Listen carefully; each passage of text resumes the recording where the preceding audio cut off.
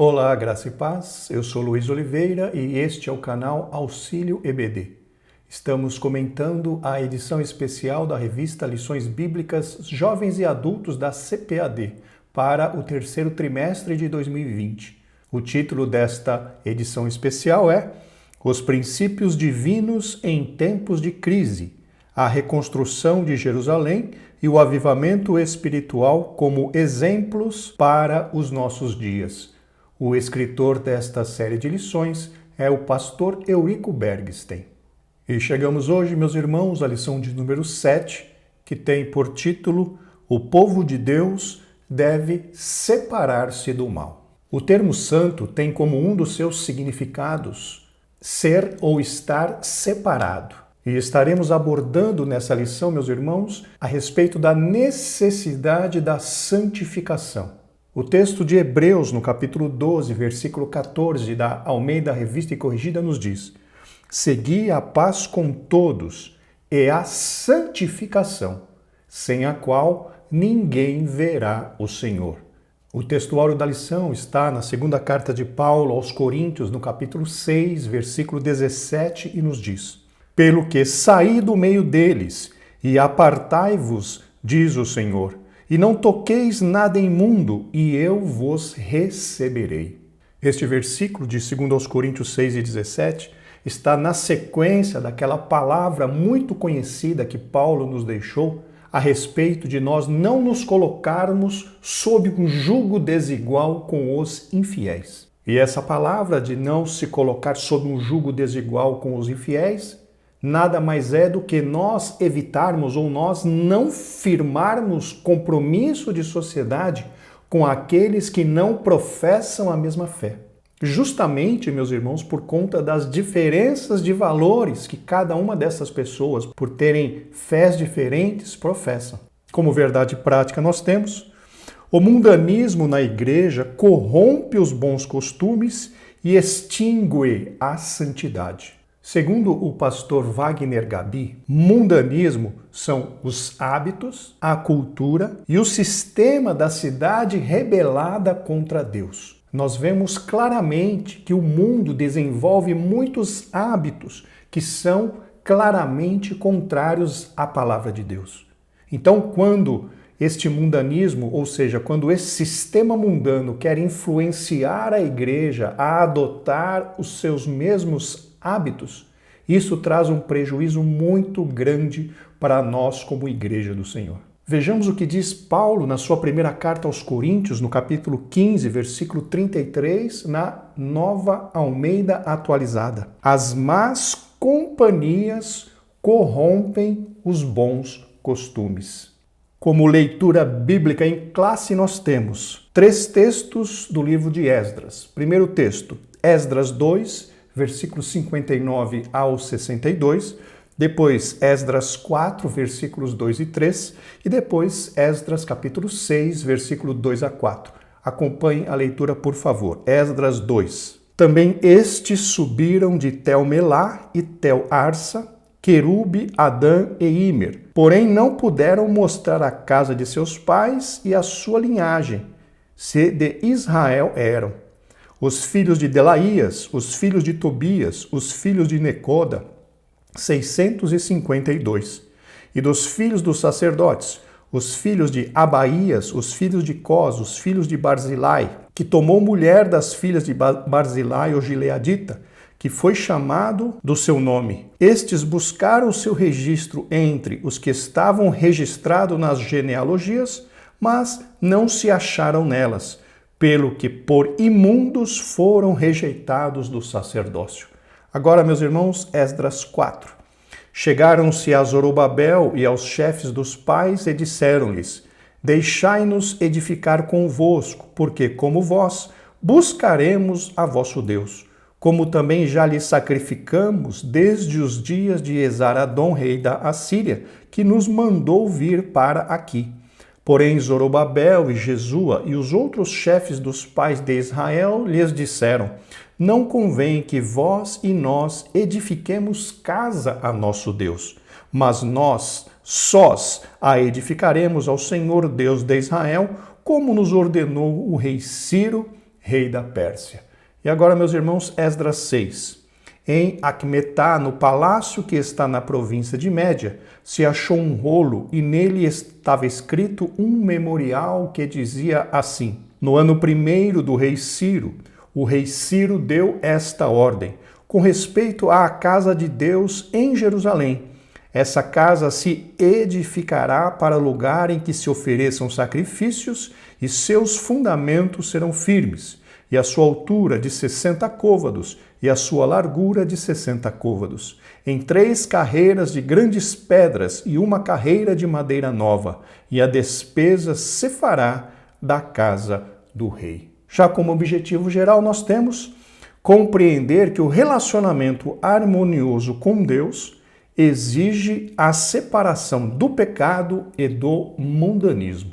Conforme nós mencionamos, meus irmãos, no começo dessa lição, santificação significa separação, ou seja, separação do pecado para uma consequente aproximação do Deus Todo-Poderoso. Inclusive, a santificação é uma ordenança clara das Sagradas Escrituras para todos nós, servos de Deus. Vamos ver o que diz na primeira carta de Pedro, no capítulo 1, versículos 15 e 16, na Almeida Revista e Corrigida. Mas, como é santo aquele que vos chamou, sede vós também santos em toda a vossa maneira de viver, porquanto escrito está: sede santos, porque eu sou santo.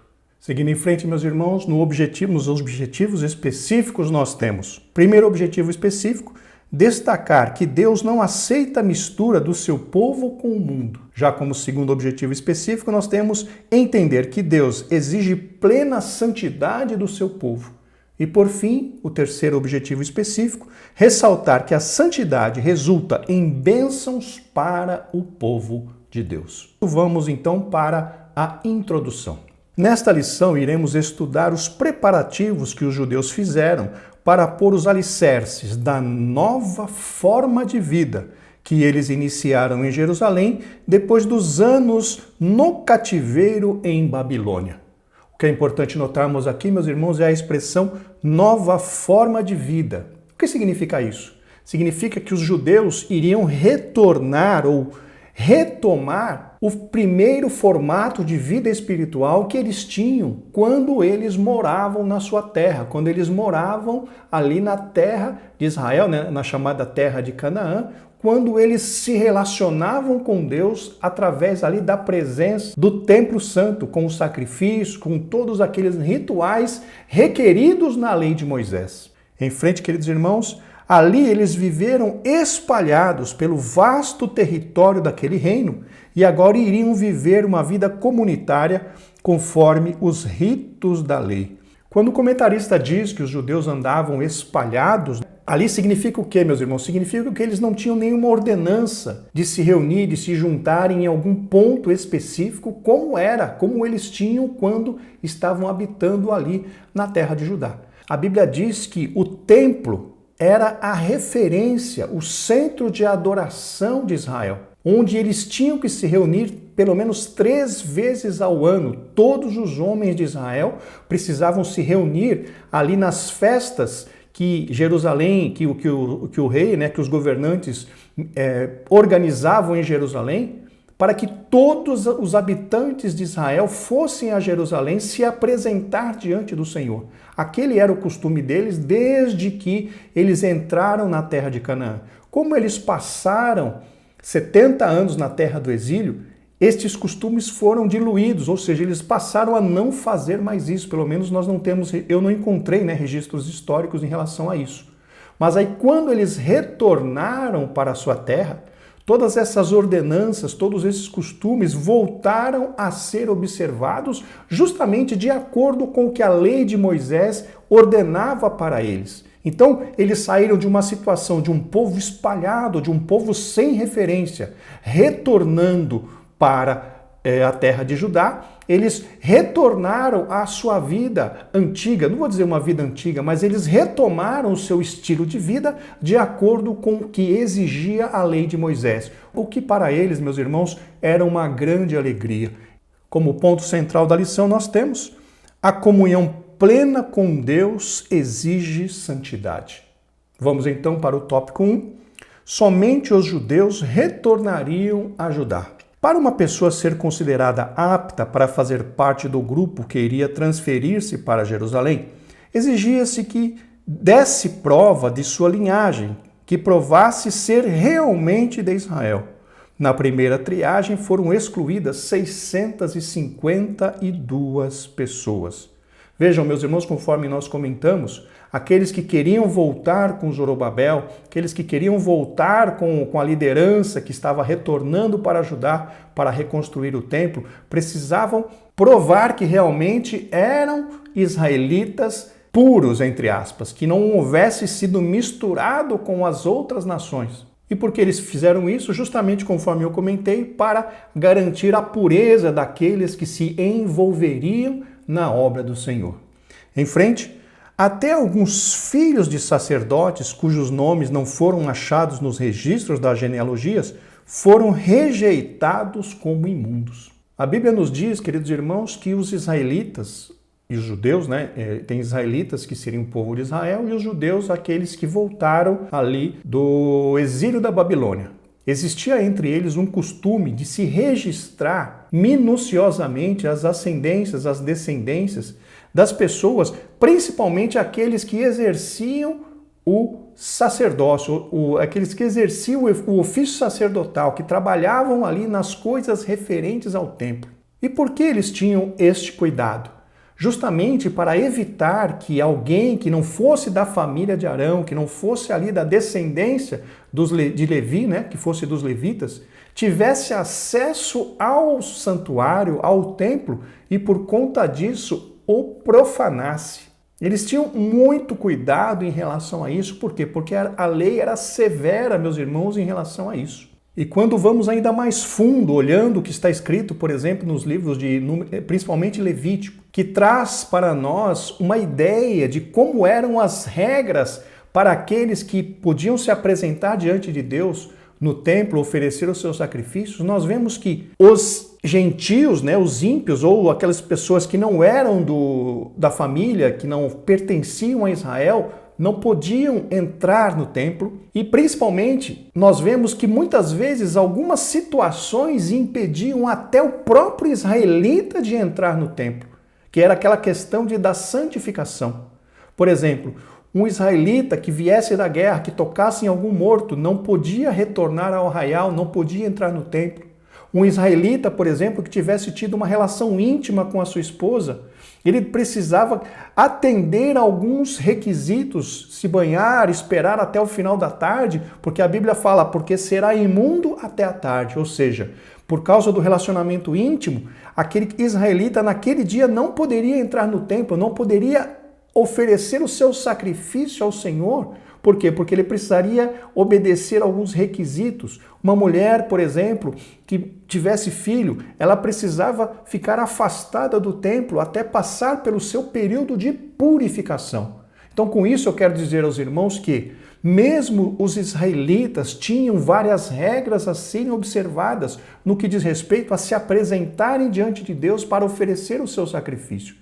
E imagina, se os israelitas tinham as suas regras, imagine os gentios, aquelas pessoas que nem faziam parte dos israelitas, que não eram circuncidados, que não tinham sobre si o sinal da aliança com Deus que era representada pela circuncisão. Então, os judeus que voltaram do exílio se preocuparam muito com essa questão de não permitir que houvesse aquela mistura, principalmente no meio daqueles que faziam o serviço no templo. E uma das coisas que trazia garantia nesse sentido seria justamente registrar a genealogia. Você é filho de quem?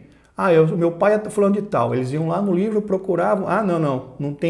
Não está registrado aqui que você faz parte da família do sacerdócio. Então você é rejeitado, você não pode servir no templo. Por quê? Porque você não é um levita realmente puro, entre aspas, um levita legítimo. Talvez você seja um filho de um levita que se relacionou com uma pessoa de uma outra nacionalidade. Isso fazia com que este filho não fosse puro, entre aspas, ou seja, não fosse habilitado para trabalhar no templo. Por quê? Porque ele era um judeu mestiço, como a própria lição diz, ou seja, um misturado, não era da linhagem pura.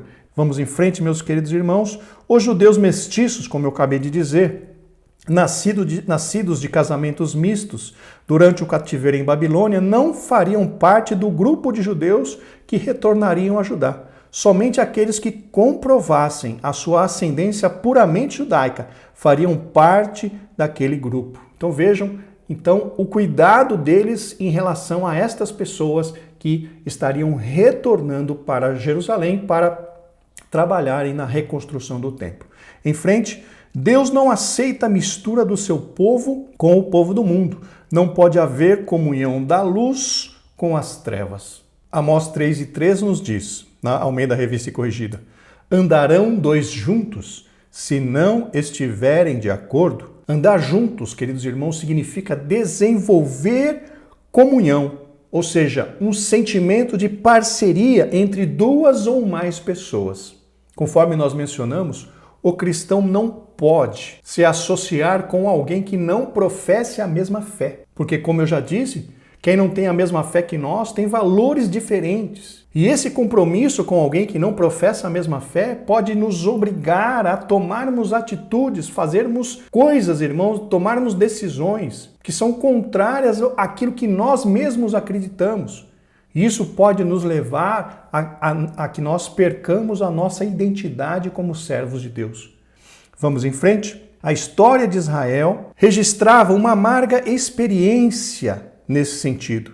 Quando os israelitas, libertados pela mão do Senhor, se prepararam para ir a Canaã, um grande povo de mistura não israelita queria acompanhá-los. Foi exatamente essa gente que, durante o trajeto pelo deserto, foi fonte inspiradora de murmuração.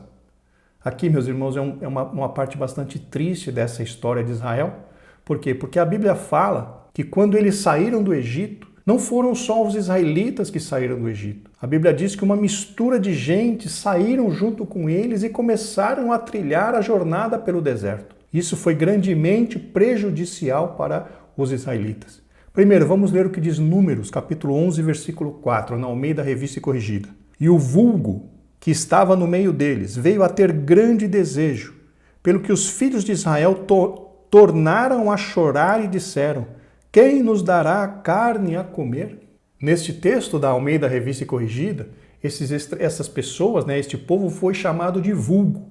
Na Nova Versão Transformadora, a tradução para esse termo é o bando de estrangeiros, ou seja, pessoas que não eram descendentes de Israel estavam ali no meio deles. E quer queira, quer não queira, estavam influenciando os israelitas até a pecarem contra Deus. Se nós olharmos o texto de Números 11:4, diz que o vulgo teve vontade, teve grande desejo, e por conta disso acabou influenciando os israelitas, que começaram a chorar e reclamar e murmurar: quem nos dará carne a comer? Ou seja, os israelitas pecaram, influenciados por aqueles estrangeiros que estavam no meio deles. Vamos ler mais um texto que é Êxodo, no capítulo 12, versículos 37 e 38, na Nova Versão Transformadora, que fala justamente deste vulgo. Naquela mesma noite, os israelitas partiram de Ramessés rumo a Sucote.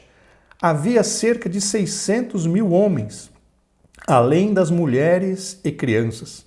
Saiu com eles uma mistura de gente que não era israelita, além de imensos rebanhos de ovelhas, bois e outros animais. Então vejam aqui em Êxodo 12 a indicação de que, conforme eu mencionei, não foram apenas os israelitas que saíram do Egito. Uma mistura de gente, uma mistura de estrangeiros que não eram nem israelitas e nem egípcios, saíram junto com eles, aproveitando a oportunidade de libertação que Faraó estava dando ao povo de Israel. Então vejam que essas pessoas que saíram junto com eles, que não eram israelitas, acabaram influenciando negativamente o comportamento dos filhos de Deus, dos servos de Deus, dos israelitas. Isso trouxe grande prejuízo para ele. Meus irmãos, que fiquemos bastante atentos a essa questão, que nós não nos associemos, que nós não nos coloquemos sob um jugo desigual sobre o incrédulo, junto com o infiel, aquele que tem uma fé diferente, aquele que não professa a mesma fé que nós, porque isso pode ser de grande prejuízo para as nossas vidas. Vamos em frente? A Bíblia diz: estreita é a porta e apertado o caminho que leva à vida. Não é lucro, e sim grave prejuízo alguém querer facilitar a entrada de mistura de gente, dando maior ênfase à quantidade do que à qualidade.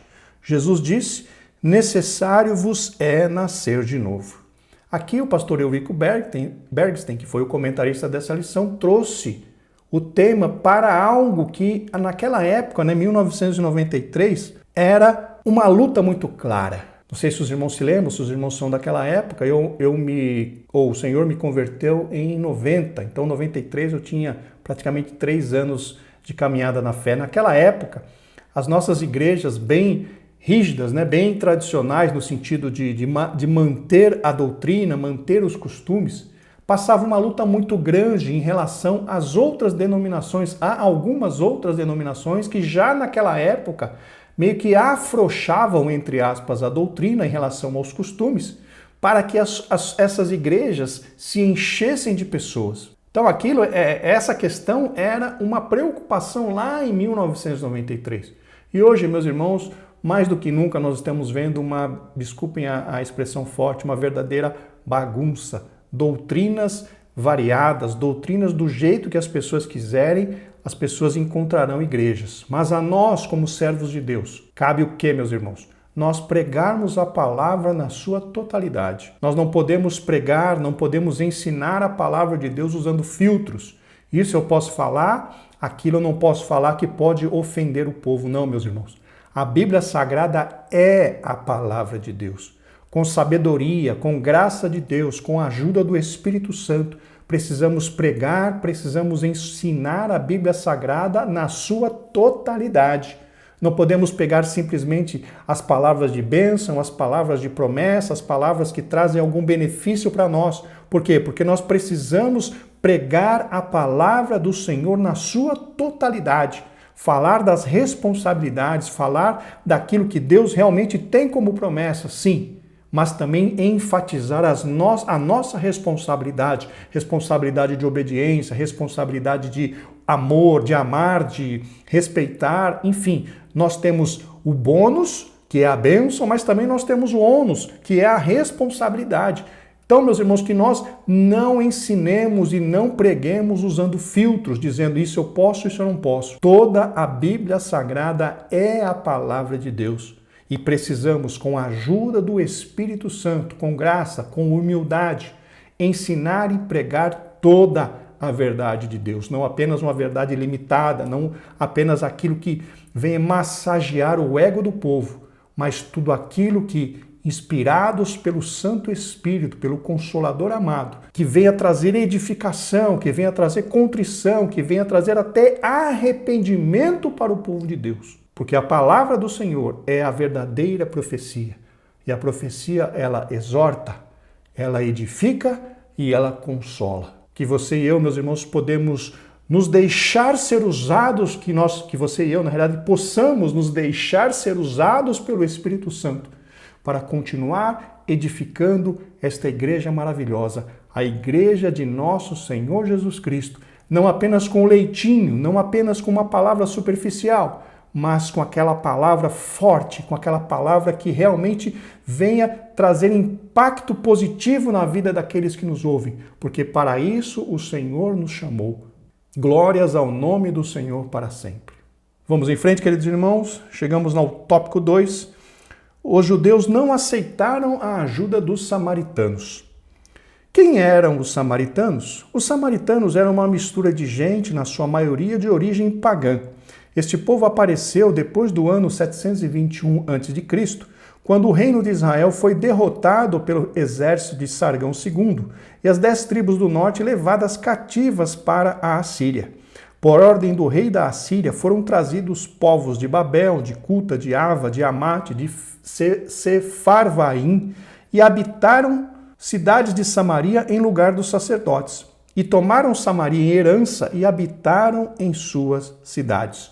Meus irmãos, conforme nós vimos na lição passada, os teólogos afirmam que quando as tribos do norte foram levadas para a Síria, não foram levadas na sua totalidade, mas ficaram algumas pessoas, principalmente dos mais pobres da terra, ali na região de Samaria, na região ali das tribos do norte. Champlin, por exemplo, diz que a região do norte foi despovoada quase que totalmente, entre aspas, ou seja, ficaram algumas pessoas ali que acabaram se misturando com aqueles estrangeiros que foram trazidos pelo rei da Síria, gerando assim um povo mestiço, um povo misturado. E esse povo misturado foram chamados pelos israelitas de samaritanos. Em frente, posteriormente, o rei da Síria enviou-lhes um sacerdote dos israelitas para ensinar ao povo da terra o temor de Deus. Assim, os samaritanos temiam o Senhor, mas também serviam a seus deuses. Aceitaram o ensino do sacerdote israelita, mas não deixaram a idolatria. Representam muito bem uma vida na carne, da qual a idolatria é uma expressão. Meus irmãos, tudo isso nada mais é do que o chamado sincretismo religioso, que nada mais é do que a mistura entre várias doutrinas, várias práticas, várias crenças dentro de uma só. Quando você ouve falar de sincretismo, significa que começa a ser misturada muitas coisas para formar um bolo totalmente diferente daquele original. E foi justamente o que aconteceu em Samaria, com aquele povo que foi morar ali naquela área, na região das tribos do norte. Cada um trouxe a sua fé, cada um trouxe a sua crença no seu Deus e foram acrescentando ali no meio algumas coisas que eles pegaram, conforme nós acabamos de ler. O sacerdote israelita foi ali ensinar, como a própria Bíblia diz, entre aspas, o costume do Deus da terra. Mas os estrangeiros não deixaram de adorar os seus deuses, e sim acrescentaram na sua prática, nos seus costumes para com os seus deuses, algumas coisas referentes àquilo que deveriam fazer para o Deus de Israel, ou seja, misturaram, é o que chamamos de sincretismo religioso. Só que, meus irmãos, Deus não aceita mistura, Deus não aceita que nós o sirvamos de acordo com o que nós estamos vendo no mundo. Nós precisamos servir a Deus do jeito que Ele quer, não do jeito que o mundo quer que nós façamos. E como que fazemos isso? Através do que nos diz, do que nos ensina a palavra de Deus. Tanto que no Salmo 119, versículo 5 diz: lâmpada para os meus pés é a tua palavra e luz para o meu caminho. Ou seja, a Bíblia é aquilo que é a nossa regra de fé e prática, que nos orienta como nós devemos viver, que nos orienta como nós devemos tratar os nossos irmãos, aqueles que nos rodeiam, e principalmente, meus irmãos, nos orienta como é que nós devemos servir ao Deus Todo-Poderoso. A Bíblia é um mapa, é a bússola que nos mostra como é que nós temos que desenvolver uma vida de comunhão com Deus. Não é o que o mundo acha, não é o que o mundo nos mostra que nós devemos seguir o que diz a Bíblia. A Bíblia é a nossa regra de fé e prática. E quando nós trazemos o que o mundo oferece para dentro da igreja e queremos usar isso para servir a Deus, para adorar a Deus, nós estamos praticando exatamente isso que eu acabei de dizer, o sincretismo religioso, a mistura. Só que Deus não aceita mistura. Que nós possamos, irmãos, nos apegar à Bíblia Sagrada, nos apegar aos ensinamentos da Bíblia Sagrada, porque isso é o que nos dará a vitória. Glória a Deus. Vamos em frente. Subtópico 2, os samaritanos oferecem cooperação aos judeus. Quando os judeus começaram a construção do templo, os samaritanos ofereceram-se para cooperar. Os judeus, porém, rejeitaram firmemente a proposta. Conforme nós mencionamos há pouco, meus irmãos, Zorobabel rejeitou justamente por conta dessa questão da profanação. Eles não queriam que pagãos se aproximassem ou se envolvessem na obra de reconstrução do templo justamente para não trazer profanação. Eles estavam prezando pela pureza da obra do Senhor. A mesma coisa que todos nós devemos fazer. Em frente, igualmente, quando da construção dos muros, a cooperação dos samaritanos foi recusada. Na realidade, meus irmãos, o que diz aqui em Neemias 6, no meu entendimento, não foi um oferecimento de ajuda, e sim foi uma armadilha preparada pelos samaritanos, por aqueles estrangeiros que moravam em Samaria, para fazer mal àqueles que estavam fazendo a obra de Deus. Tanto que em Esdras 6:2 diz que os inimigos dos judeus intentavam fazer-lhes mal. Então, no meu entendimento, eles não ofereceram ajuda e sim estavam preparando uma armadilha para fazer com que os israelitas parassem a obra de Deus. Em frente, esta atitude é bíblica, pois a Bíblia manda que nós devemos nos afastar daqueles que não têm a sã doutrina. Igualmente, devemos nos afastar daqueles que têm uma vida irregular, como também daqueles que causam divisões. Conforme, meus irmãos, falamos no começo, esta série de versículos nos dão orientações bíblicas a respeito de nós selecionarmos com cuidado as pessoas com as quais nós nos relacionamos. Conforme nós dissemos, nós somos obrigados, constrangidos pela Bíblia, a amar a todo mundo. Mas nós temos que ter cuidado com quem é que nós trazemos para dentro da nossa casa, temos que tomar cuidado a respeito de quem é ou com quem é que nós firmamos compromissos. E alguns poderão dizer, irmãos, que nós estamos errados nessa questão porque nós estaríamos sendo seletivos. Como eu disse, irmãos, nós precisamos amar a todos. Mas nós precisamos tomar cuidado com aqueles que nós trazemos para a nossa intimidade. Conforme disse um pregador, Jesus Cristo teve 70 discípulos, 12 apóstolos que ele usava para trazer para assuntos mais importantes. Dentre esses 2 apóstolos, ele teve 3 pessoas que seriam chamadas a elite, aqueles que estavam com ele para resolver os mais difíceis problemas. Só que ele só teve 2 amigos, João e Lázaro, pelo que a Bíblia diz. Então vejam, de 70 ele teve 2 amigos, 2 pessoas que eram realmente amigos. Isso, irmãos, é seletividade inteligente. O Senhor Jesus amava todos e respeitava todos, só que ele, de 70, ele tinha 2 amigos, a Bíblia fala. E a semelhança do que o Senhor Jesus Cristo fez, nós também precisamos tomar cuidado. E aqui a Bíblia fala, aqui o comentarista fala, que nós devemos nos afastar de algumas pessoas que têm alguns procedimentos. Não devemos odiá-las, não devemos rejeitá-las no sentido de falar mal delas. Mas nós temos que ser seletivos. Essas pessoas que praticam essas coisas, nós devemos nos afastar delas. Não podemos trazê-las para perto de nós. Por exemplo, como diz aqui, aqueles que causam divisões. Imagina você e eu nos associarmos a algum rebelde, a alguma pessoa que causa divisão, que está insatisfeita, por exemplo, com o que o ministério da igreja onde servo está fazendo e começa a promover discórdia. Você viu o que o pastor está fazendo? Você viu? Não concordo com isso, não concordo com aquilo, irmãos. E imagina você trazer uma pessoa dessa para dentro da sua casa, estabelecer comunhão com uma pessoa dessa. Isso vai acabar te influenciando para também murmurar contra o ministério. Então vejam aí a questão da inteligência espiritual. Precisamos amar a todos, mas precisamos tomar cuidado com aqueles que nós trazemos para dentro de nós. Aqueles que têm vida irregular, aqueles irmãos, por exemplo, que são crentes, mas adulteram. E muitas vezes você quer levar esse adúltero para dentro da sua casa. Quer queira, quer não queira, meus irmãos, é mais fácil o mal influenciar o bem do que o bem influenciar o mal. Como nós dissemos lá no começo da aula, as más conversações ou as más companhias corrompem os bons costumes. Então, queridos irmãos, precisamos nos precaver, precisamos tomar cuidado com aqueles que nós trazemos para dentro da nossa casa, porque isso é livramento para nós. Se nós temos este cuidado, isso traz livramento, isso traz segurança para nós. Mas se nós abrirmos a nossa casa, abrirmos a nossa vida para todos, com certeza vamos ter muito sofrimento e muitos problemas serão gerados por conta dessa, entre aspas, comunhão. Que Deus nos guarde, meus irmãos, e nos dê sabedoria para podermos viver neste mundo sábia, pura e piamente, como disse o apóstolo Paulo. Que Deus nos dê da sua graça. Em frente, subtópico 3.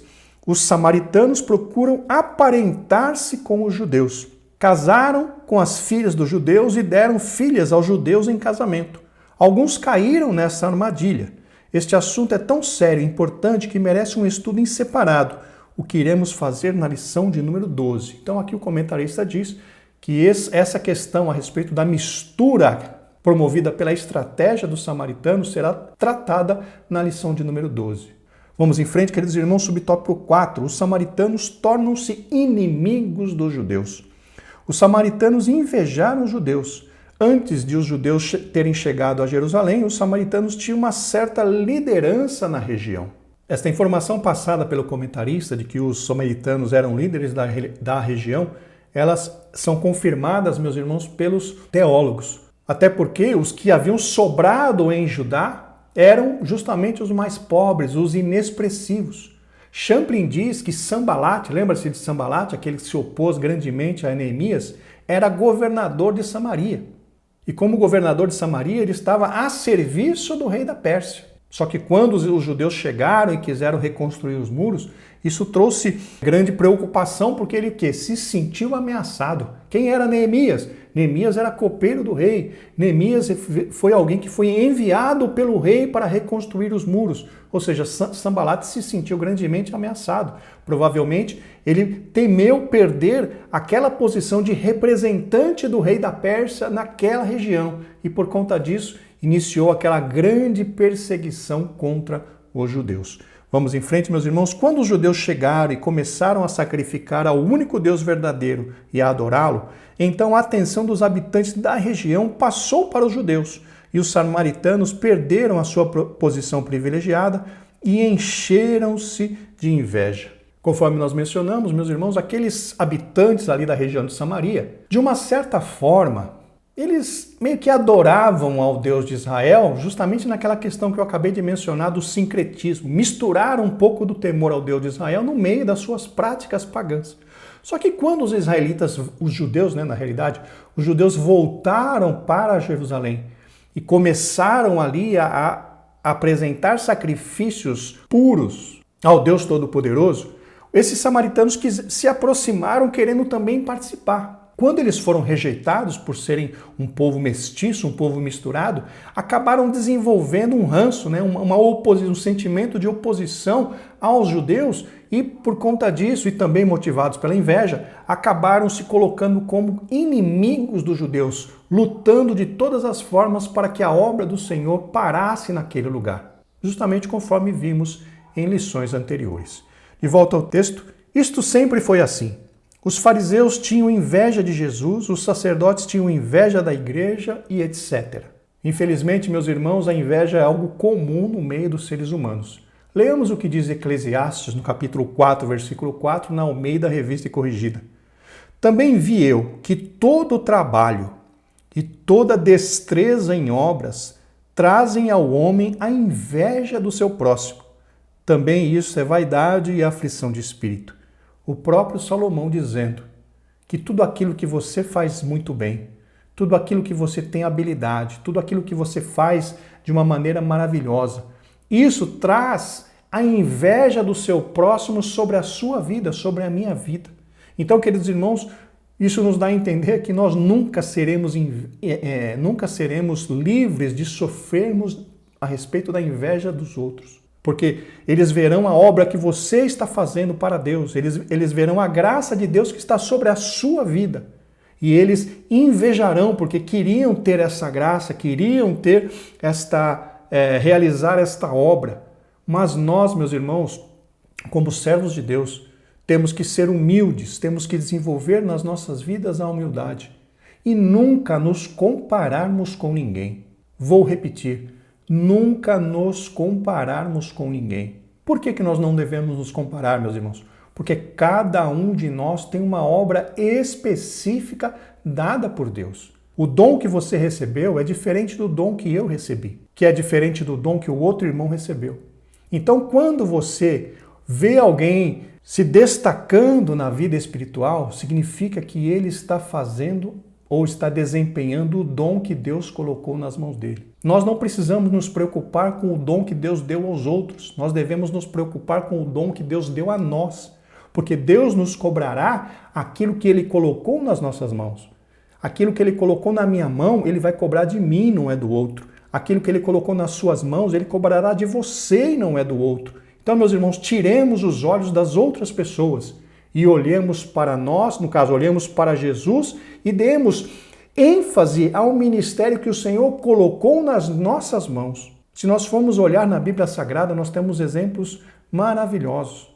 Por exemplo, o ministério de João Batista.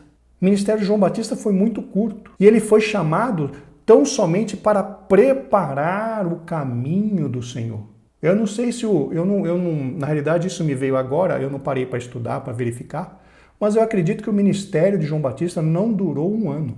Não durou um ano, eu acredito. Se você tem essa informação mais assertiva, coloque aqui nos comentários, por favor, mas eu acredito, pelo que eu me lembro da Bíblia Sagrada, que o ministério de João Batista não durou um ano. Ele se preparou 30 anos no deserto para ter um ministério de um ano. O ministério do Senhor Jesus Cristo teve 3 anos e meio, ministério muito curto. Mas o que aconteceu? Foi algo que Deus colocou nas mãos dele para que eles fizessem. Então, meus irmãos, nós não temos que ficar olhando para ninguém. Quando o Senhor Jesus Cristo falou para Pedro, ali nos últimos capítulos do Evangelho segundo São João, Pedro me ama, apacente as minhas ovelhas, apacente os meus cordeiros. Pedro olhou para trás quando o Senhor Jesus estava caminhando com ele e Pedro perguntou para o Senhor Jesus, e de João, o que será? O Senhor Jesus falou para ele, o que te importa o que vai acontecer com ele? Se eu quero que ele permaneça até que eu venha, o que te importa? Me siga você. Ou seja, o Senhor Jesus estava dizendo para Pedro, Pedro, não olhe para a vida de João cuido eu. Cabe a você, Pedro, me seguir, faça aquilo que eu estou lhe mandando. Isso para nós, meus irmãos, é uma lição muito maravilhosa. Nós não podemos nos comparar com ninguém. Nós temos que fazer a obra que o Senhor colocou nas nossas mãos e nunca ficar nos comparando. O ministério de fulano é maior do que o meu. Irmão, paremos com isso. Desempenhe com sinceridade, com esforço, com honestidade, o talento, a função que Deus colocou para você. E se Deus quiser, Ele vai te levar para um outro nível, um outro patamar. Deus é quem vai te levantando. Não fique olhando para ministérios dos outros. Por quê? Porque a Bíblia diz, àquele que é muito dado, muito será cobrado. Então, essas pessoas que você está vendo em evidência, muitas vezes têm um ministério maior do que o seu, pode ter certeza que o Senhor vai cobrá-las muito mais do que a você, que talvez tenha um ministério que ninguém veja. Talvez você seja um professor de escola dominical que é diácono na sua igreja, ninguém está te vendo, ninguém está te dando valor. Não importa, não importa se o Senhor está te vendo, se o Senhor está vendo que você está fazendo a obra dele com sinceridade, se o Senhor está vendo que você está se dedicando a dar o seu melhor para fazer a obra de Deus, não se preocupe. O Senhor vai te honrar, não fique se comparando a outra, A, B ou C. Não pare com isso. O que nós precisamos, meus irmãos, é justamente nos ater, nos concentrar em fazer aquilo que o Senhor colocou nas nossas mãos e esquecermos um pouco quem está à nossa volta fazendo o quê. Não. Que nós possamos ser fiéis naquilo que Deus colocou para que nós façamos, porque Deus vai nos honrar. Porque Ele vai dizer, servo bom e fiel, no pouco foste fiel, sobre o muito te colocarei. Entra para o gozo do seu Senhor. Mesmo que pareça pouco, meus irmãos, esta sua chamada, isso que você está fazendo para o Senhor, faça com dedicação. Dê o seu melhor para fazer esta obra, que Deus vai te honrar. Isto é o que promete a palavra do Senhor. E o nosso Deus é fiel. Não fique se comparando com ninguém, mas faça aquilo que Deus colocou nas suas mãos para que seja feito com todas as suas forças, com toda a sua capacidade, com toda a sua sinceridade, porque aquele que honra o Senhor será honrado pelo Senhor. Glórias ao nome do Senhor para sempre. Vamos em frente, queridos irmãos? Os samaritanos imaginaram que se conseguissem associar-se aos judeus, gozariam do mesmo privilégio que estes. Quando os judeus não aceitaram nada da parte dos samaritanos, o ódio velado transformou-se em inimizade declarada. Como nós acabamos de dizer, eles quiseram ali participar do culto, da reconstrução do templo, foram impedidos. E isso, meus irmãos, acabou gerando naturalmente uma inimizade, como acabamos de dizer. Infelizmente é isso que nós muitas vezes enfrentamos nesse mundo. Vamos em frente, queridos irmãos, tópico 3. Deus exige santidade do seu povo. Em toda a história do povo de Deus, observa-se que ele, para manifestar-se no meio de seu povo, exige santidade.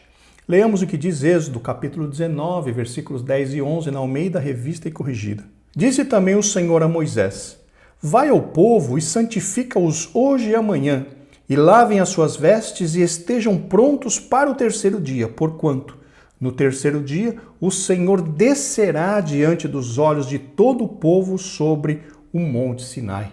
Percebam, queridos irmãos, que para que Deus se manifestasse no Monte Sinai, ele ordenou para que Moisés santificasse o povo 2 dias, porque no terceiro dia Deus se manifestaria. Vejam então a garantia, ou seja, a comprovação de que para que vejamos Deus, precisamos nos santificar. Em frente, Deus espera que seu povo esteja sempre em comunhão com ele, vivendo separado do mal. É o que falamos já 2 vezes nessa lição e vamos repetir a terceira. Hebreus 12, 14. Sem a santificação, ninguém verá o Senhor. Em frente, subtópico 1. Retornando do cativeiro. Israel se separou-se do mal. Por isso, a bênção de Deus os acompanhou e eles conseguiram concluir a construção do templo e reconheceram que Deus fizera esta obra. Queridos irmãos, quando nós nos colocamos no centro da vontade de Deus, Deus inicia, ou Deus começa a trabalhar através de nós. E por conta disso, milagres começam a acontecer nas nossas vidas. E foi justamente o que aconteceu com os judeus naquela época. Eles não quiseram se misturar, se associar com outras pessoas, com pessoas que não manifestavam a mesma fé. E por conta disso, Deus se manifestou no meio deles de uma forma gloriosa, fazendo um grande milagre. Em frente, subtópico 2, quando Josué se preparou para passar o Jordão, disse ao povo: santificai-vos, porque amanhã fará o Senhor maravilhas no meio de vós. Mais um exemplo, meus irmãos, de que é necessário uma santificação, uma postura de santificação para vermos os milagres de Deus nas nossas vidas. Em frente, subtópico 3, o anjo do Senhor visita o acampamento israelita. Antes de iniciar a conquista de Canaã, Josué recebeu a visita de um anjo. Josué então lhe perguntou: que diz meu senhor ao seu servo? A resposta que recebeu foi: descalça os sapatos de teus pés, porque o lugar em que estás é santo. Vejam, meus irmãos, que Deus enviou o anjo a Josué para mostrar que era Deus quem estava no comando de todas as coisas. E o que Josué fez quando viu o anjo do Senhor? Josué se prostrou em reverência e temor. Mas isso ainda não foi suficiente. O anjo do Senhor disse a ele: olha, tira as sandálias dos pés, por quê? Porque o lugar onde estás é terra santa. Isso mostra, meus irmãos, que temor e reverência não é suficiente. Precisa haver uma entrega, precisa haver uma exposição. Nós temos que abrir as nossas vidas para Deus, para que Deus veja, apesar de que Deus vê, mas o que eu quero dizer, simbolicamente, para que Deus olhe para dentro de nós sem nenhuma reserva. Quando o anjo disse para Josué: tira os sapatos dos pés, significava: olha, pode tirar, tira tudo, se humilha diante de mim, porque aqui onde você está diante de Deus, aqui é terra santa, mostrando a necessidade do quê? Da santificação, com certeza, mas principalmente da entrega total, da renúncia, da humilhação diante do Senhor. Ó Senhor, eu me apresento diante de Ti sem sapatos, ou seja, eu não sou nada, eu estou me humilhando diante de Ti, de pés no chão. Foi justamente isso, ou justamente esta lição que o anjo do Senhor, o príncipe dos exércitos do Senhor, quis mostrar para Josué. Josué, quem manda é o Senhor. Se humilha, esteja diante do seu Deus em humildade, em sinceridade, porque fazendo isso você vai longe, porque eu estarei aqui como príncipe dos exércitos do Senhor, pelejando por vocês. Glórias ao nome do Senhor. Em frente, queridos, subtópico 4, Israel é derrotado pela pequena cidade de Ai. Quando Josué, com o rosto em terra, perguntou ao Senhor o porquê daquela derrota, o Senhor respondeu: santificai-vos para amanhã. Anátema há no meio de vós, Israel. Diante dos vossos inimigos não podereis suster-vos, até que tireis o anátema do meio de vós. Nesta passagem, meus irmãos, vemos o triste resultado de alguém que está em desobediência às ordenanças, à palavra de Deus. Por causa do pecado de Acã, toda a nação de Israel sofreu represálias. Toda a nação de Israel foi derrotada diante de um minúsculo inimigo, justamente por causa da desobediência, do pecado de uma pessoa. E Deus só voltou a se manifestar depois de que aquela maldição tivesse sido tirada do meio do povo. Que nós, irmãos, aprendamos uma importante lição aqui. É muito importante que nós estejamos debaixo da direção de Deus nesse processo de santificação. E como eu mencionei lá atrás, se nós percebermos, se o Espírito Santo falar conosco e nós pecamos, nós precisamos urgentemente, imediatamente nos arrependermos deste pecado e buscarmos o perdão de Deus através do sacrifício de Cristo Jesus. Porque se nós tivermos maldição nas nossas vidas, nós não triunfaremos, nós não teremos vitória, porque Deus não mais estará conosco. E aqui, este caso de Josué foi muito claro. Foram derrotados por um pequeno inimigo. Por quê? Porque havia anátema no meio deles. Que Deus nos guarde, irmãos, dessa situação. Em frente, o pecado descoberto foi desarraigado e então disse a Josué: levanta-te e sobe a Ai. Olha que te tenho dado na tua mão o rei de Ai e seu povo e a sua cidade e a sua terra. Deus exige santificação do seu povo para poder operar no meio dele. Conforme mencionamos, em pecado, meus irmãos, nós não temos vitória. Que Deus nos guarde. Que Deus nos dê da sua graça para que nós nunca nos endureçamos pelo engano do pecado e possamos estar sempre sensíveis à voz do Espírito Santo. Se hoje ouvirdes a voz do Espírito Santo, não endureçais o vosso coração. Em frente, chegamos ao tópico 4. Devemos manter uma vida de separação do mal. Subtópico 1.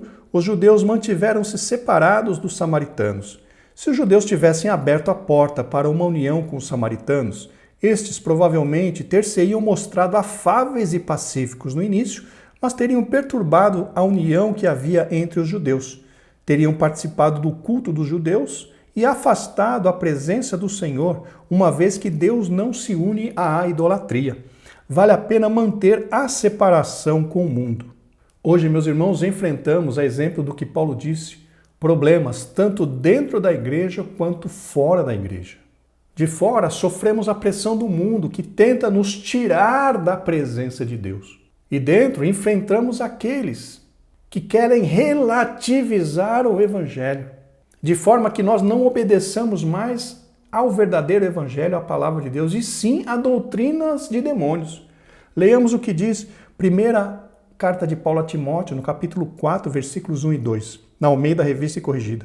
Mas o Espírito expressamente diz que, nos últimos tempos, apostatarão alguns da fé, dando ouvidos a espíritos enganadores e a doutrinas de demônios, pela hipocrisia de homens que falam mentiras, tendo cauterizada a sua própria consciência. Vejam, Paulo está dizendo que nos últimos tempos, estamos vivendo nesses tempos, haveriam pessoas que dariam ouvidos a espíritos enganadores e a doutrinas de demônios. Isso vem de onde, irmão? Vem de dentro, no seio da igreja. Na igreja visível, é claro, não da igreja invisível. Mas são dificuldades que nós enfrentamos, são escândalos que nós estamos vendo todos os dias acontecer. Que Deus nos dê da sua graça para tanto resistir ao mundanismo, para que ele não entre na nossa igreja, quanto resistir àqueles que estão trazendo um outro evangelho, como disse Paulo. Se alguém se apresentar a vós e pregar um outro evangelho, seja anátema, ou seja, não acredite nele. Que nós, irmãos, retenhamos o evangelho puro de nosso Senhor Jesus Cristo do jeito que ele é, sem invenções, sem novas revelações, sem novas teorias. Não. O evangelho é esse. O evangelho que nos salvou, o evangelho que nos libertou, o evangelho contido na palavra de Deus, e não invenções, não doutrinas de demônios. Que Deus nos guarde, que Deus nos dê vigilância e sabedoria para discernir o verdadeiro, continuar discernindo o verdadeiro evangelho de nosso Senhor Jesus Cristo.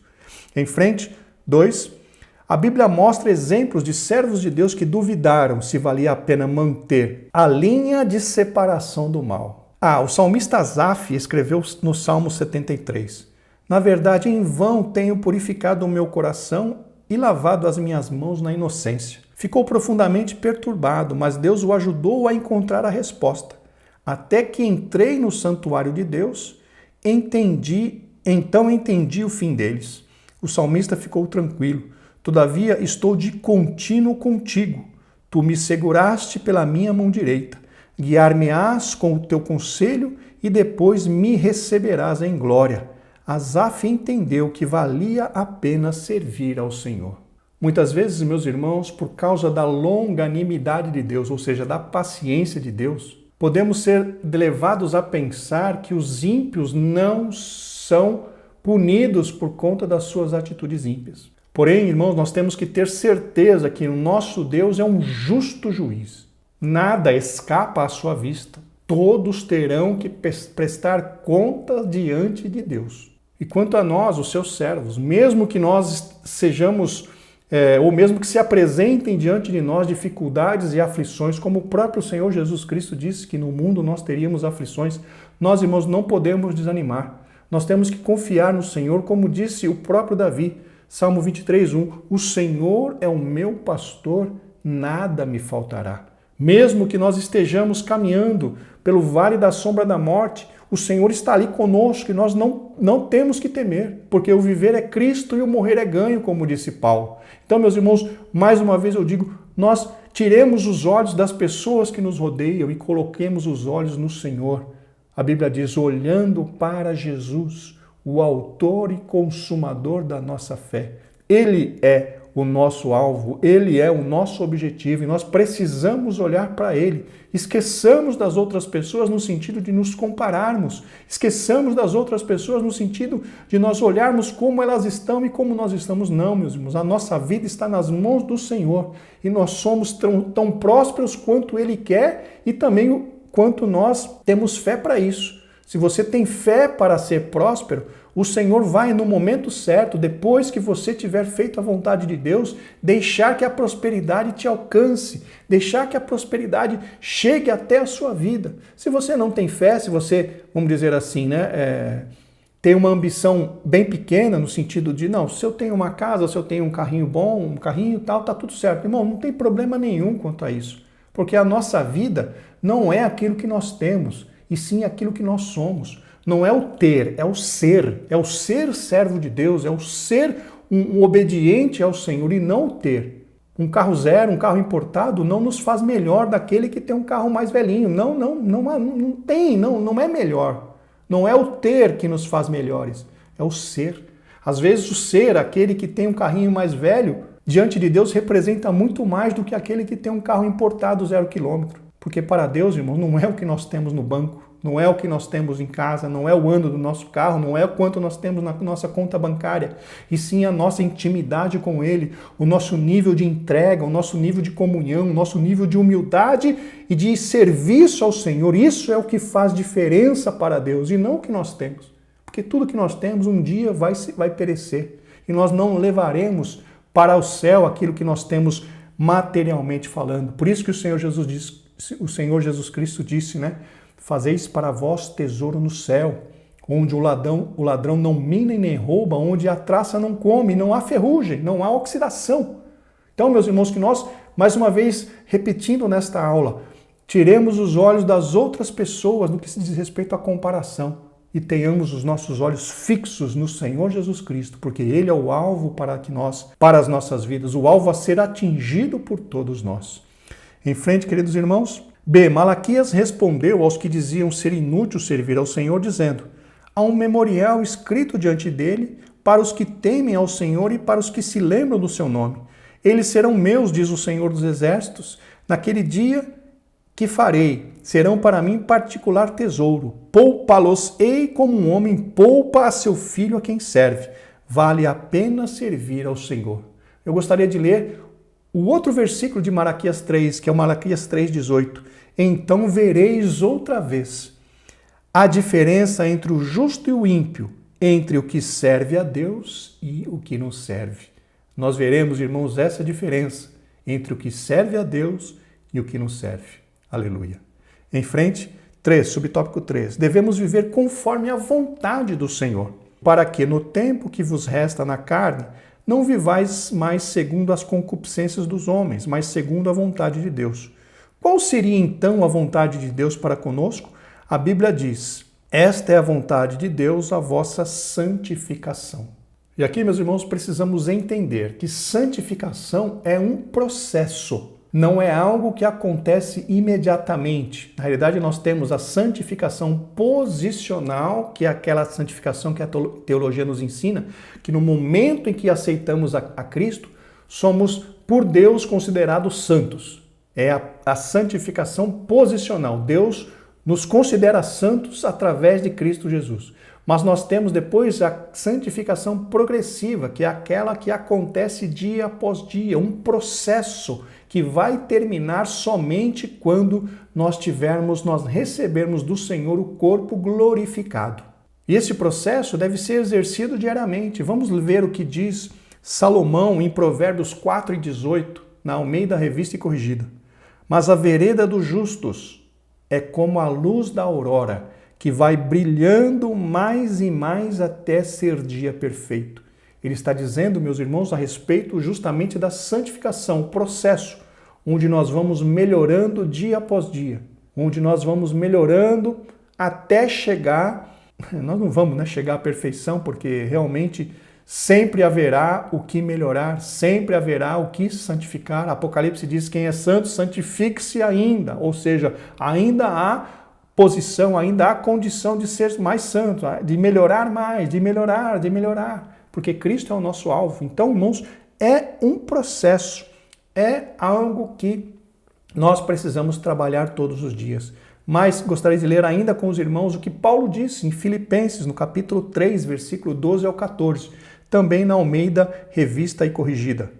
Não que já a tenha alcançado ou que seja perfeito, mas prossigo para alcançar aquilo para o que fui também preso por Jesus Cristo.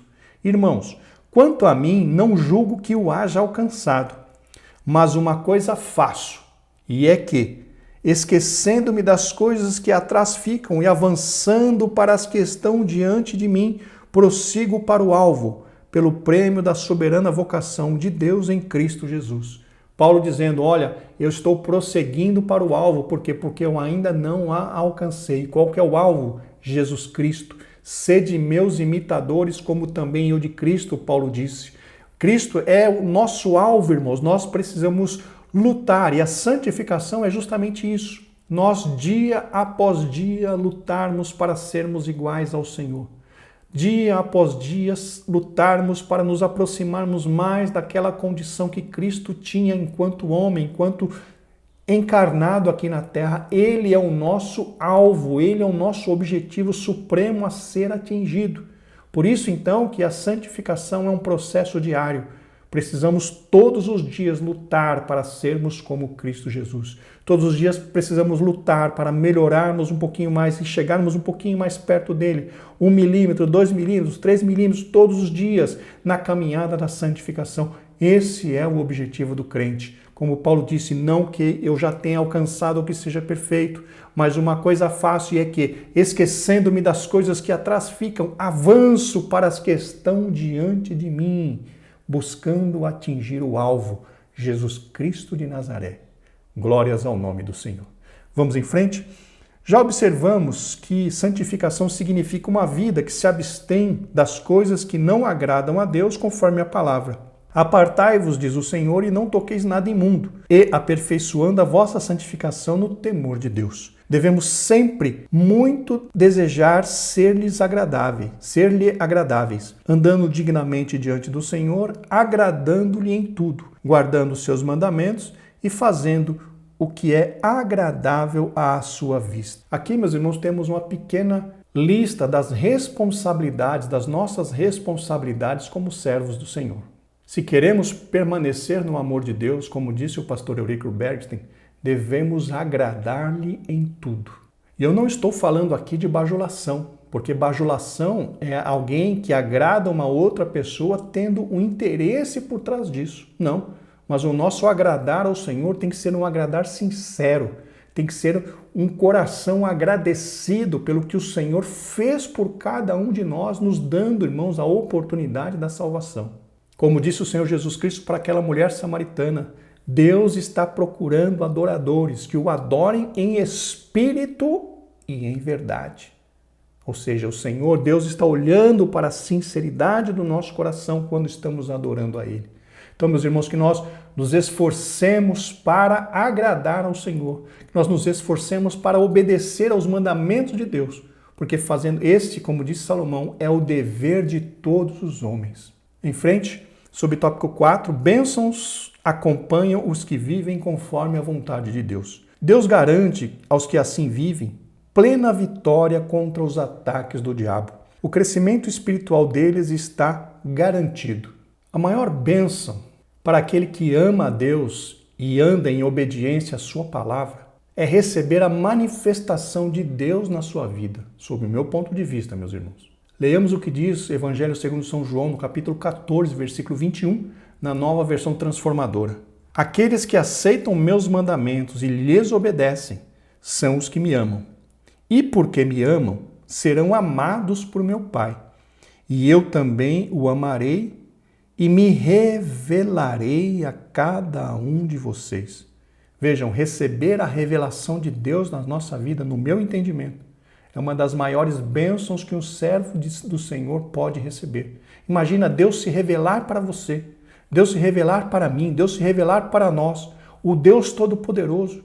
Vejam, meus irmãos, que Moisés, mesmo desfrutando daquela graça de Deus falar com ele face a face, ele quis ver a glória de Deus. E o Senhor disse a ele, olha, nenhum homem viu a Deus e ficou vivo, eu vou deixar você me ver pelas costas. E nós vemos ali pela Bíblia Sagrada que Deus permitiu que Moisés o visse pelas costas, que foi algo glorioso.